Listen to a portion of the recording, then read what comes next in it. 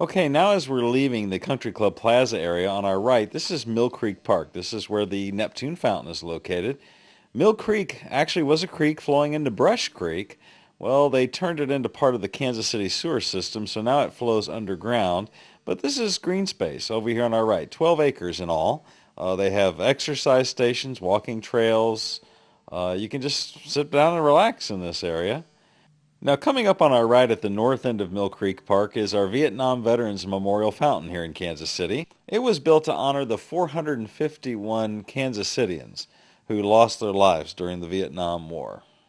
Folks, we're now entering the historic neighborhood of Westport in Kansas City. Right now we're about 3 miles due south of downtown Kansas City.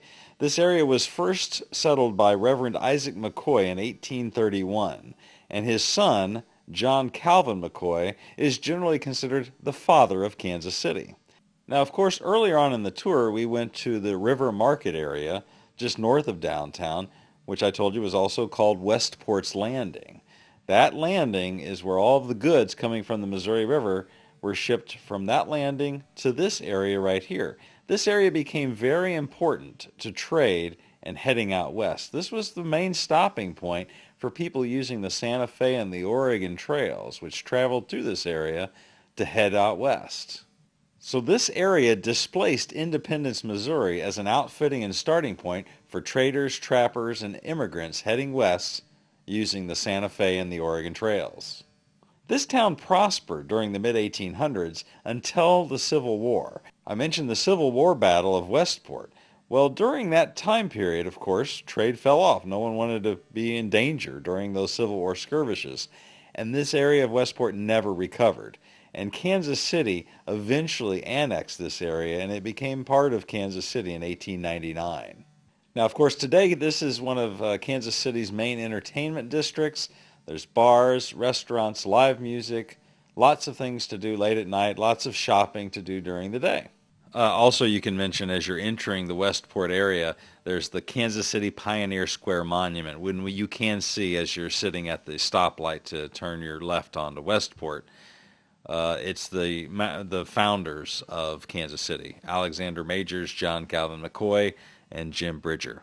You don't have to remember all their names, but it's just people will ask you about that monument.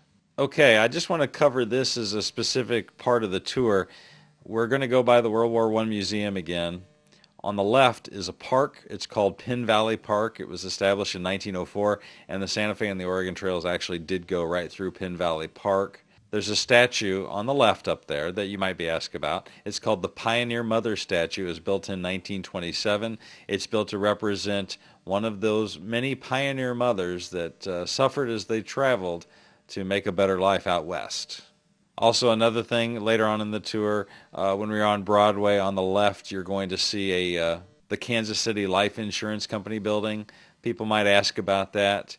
That building is 90 years old. Kansas City Life has been in business for about 120 years, and they are a nationwide company. Other than that, on your way back from Westport area, this is what I call the filler area, where I'm just going to give you lots of fun things to help fill in covering this drive right here. So here we're going to cover some facts. Right around 1900, Kansas City was flooded with Sicilian immigrants. They came up with an organization called the Black Hand, which was a sinister extortion operation. And basically their motto was, pay them or die. Now, the political front of this organization was a fellow by the name of Tom Pendergast. They were responsible for fixing elections. Bribes and fraud was the order of the day. In fact, Tom Pendergast personally endorsed Truman's career. He even supplied Truman with 75,000 fraudulent votes, which helped him win state senate for the state of Missouri. So Tom Pendergast was the crime boss of Kansas City. He gave his gang free hand to operate within the city limits of Kansas City, which leads to a very interesting fact. During the entirety of Prohibition in the United States, not one single alcohol-related arrest was made within the entire city limits of Kansas City during all of Prohibition. Another interesting fact about the Mafia and how they got started in Kansas City, well, when the Sicilians came to town, They basically found an insider in City Hall, got the tax records from every Kansas Citian, figured out how much people could afford to pay, and squeezed them out of their money. Kansas City is also home to the largest subtropolis in the world. You see, Kansas City was famous for its limestone mining operations, especially in the early 1900s.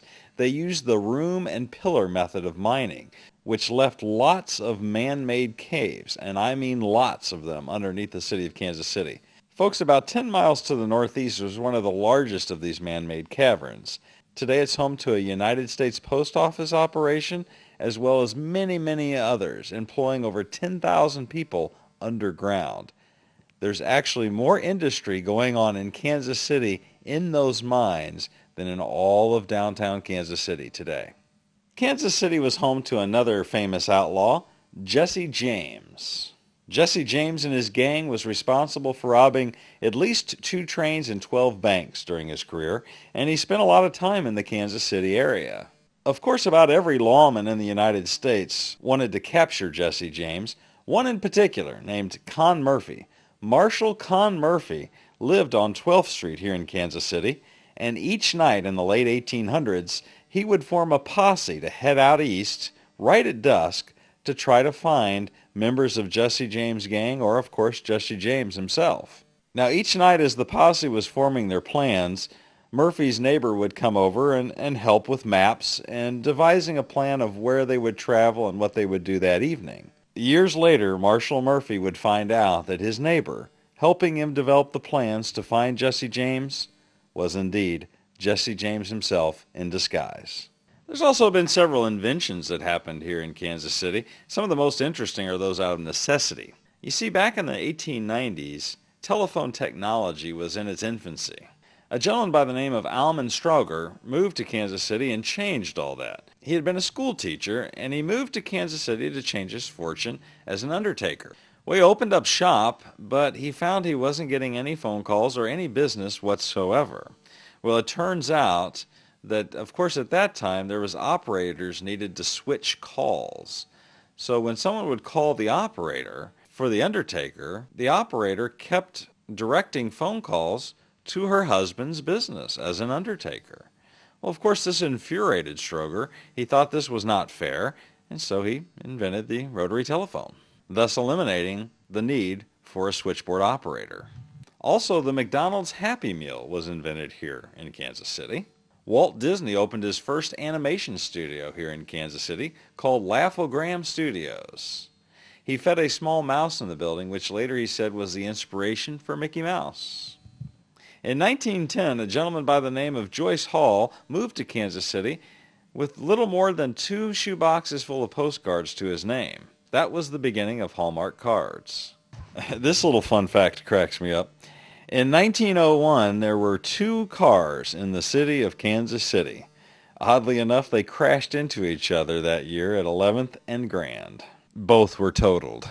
In 1911, Perry Rogers became one of the first private licensed pilots in the United States. He owned a Model EX Wright Brothers airplane. He got his license after taking his 90-minute flying lesson at the Wright Brothers Flying School. Okay, that's the basics of giving you plenty of information to compile a tour that works for you. You also want to talk about the foods and the restaurants that you like, nightlife and current events. You need to keep up on the current events.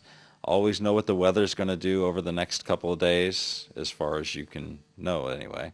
Find out about things like Swope Park, admission charges to things, the casinos in the area, the water parks, some of the fun facts about all that stuff, and just what interests you. Pick up a history book. Read it, learn it. I'll have some that I'll be glad to share with you guys as well. But the key is to have fun, to have a smile on your face. I'll give you some good tips in person about how to get good tips while you're giving the tours. But basically, I want all of us to have fun showing off the city of Kansas City. So that's it for now, and I'll see you soon.